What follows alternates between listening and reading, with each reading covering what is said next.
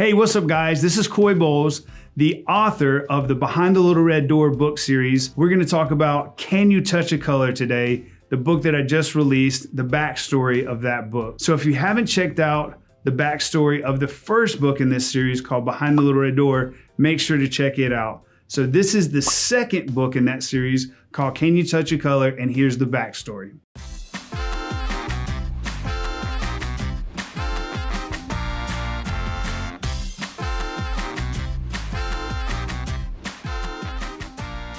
So it all started one day. I'm sitting in the car and my daughter's behind me, and where I'm about to put it in reverse, and she says, "Dad, can you touch a color?" Out of nowhere. And we weren't even talking about colors or anything. And I was like, I think so. Yes, you can. Well, color is light. So I started going through all this mumbo jumbo, and I kind of officially was like, we got somewhere to go. Let me take out my phone. I wrote down on my phone, "Can you touch a color?" And I turned around, looked at her, and I said, "Do you think you can touch a color?" And she says, "I think so." And I was like, "I think you can too." It started this conversation in my head with myself about what an awesome idea for a book to kind of go on a journey on this question of whether you can touch a color or not. I got a call from the state of Georgia for the second time. We did Behind the Little Red Door together with a program called DECAL, which is the early learning program in the state of Georgia. We did Behind the Little Red Door together, and it went out to 80,000 kids.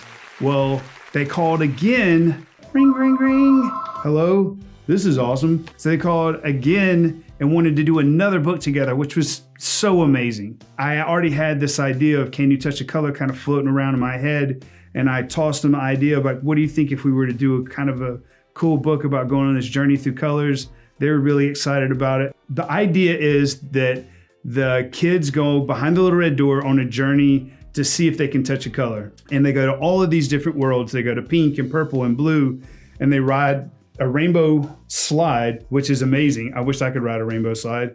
They ride a rainbow slide to all of these different places. I thought it would be really cool if in the book, the kids had a more reality-based perception of what color was. And if the red door had kind of a more of a left field, kind of creative minded concept of what color was. And so if you look at each page, you know, like for example, the purple page, there's a velvety towel, and that reminds her of what purple is. And then the red door says, "Purple reminds me of like how proud I feel when I play rock guitar." And then the next page, they go to pink. And the character in the book, the kid in the book says, "Pink reminds me of all these kind of real things, a pig, cotton candy, and all this." And the red door says, "Pink reminds me of like a bubble that I could blow up and like float up into the sky." So it's a more kind of creative minded concept. So I really like the idea of kind of bouncing back and forth from reality to creativity. It starts out on a rainy day and then goes all the way through until there's sunshine at the very end. And they go on this journey through these wonderful lands of color.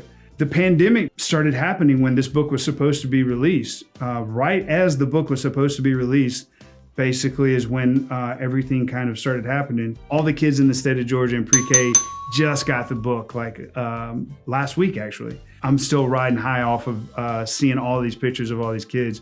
You have to check them out like here, and here, and here, and here, and there, and then there's these, and then there's those.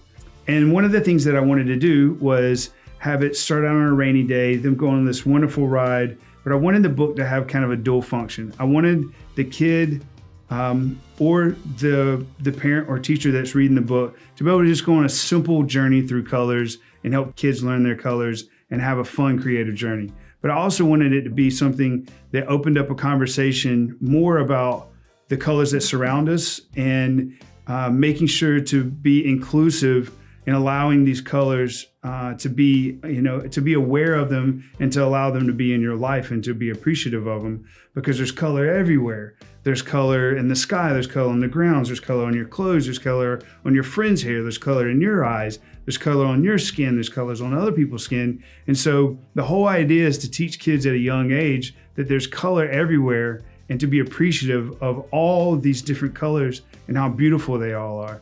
And so it kind of can start a deeper conversation with parents and teachers, or it can be a really fun journey for kids I wanted to kind of have that dual function to be able to go deeper if it was the time for it. At the end of the story, the kids end up outside, splishing, splashing in the puddles. Everybody's outside as a community, and they're all loving and hugging one another. Nobody would ever thought that we would have had a pandemic happen, but the idea that this book is kind of coming out during this process is it kind of reminds us that it does rain and there is sunshine at the end of the tunnel, and we do find a way to get to connect and hug and love. You know, you go through stuff, you persevere, and there's always light at the end of the tunnel, you know? So, and this book is kind of like a great example of that. I hope you enjoyed the backstory to Can You Touch a Color?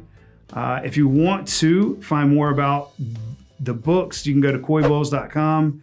You can go to Coyco Creative on YouTube, Coyco Creative on Instagram, and Coyco Creative on Facebook. You can also go to coybowles.com to look at everything about me and music and everything else. So if you're interested in the book, please check it out. It's a great gift for kids, and I'm very, very excited about this book coming out, and I'm very excited about the collaboration with the state of Georgia. It's literally one of the coolest things that I've ever done. So I hope you enjoy the book. Can You Touch a Color?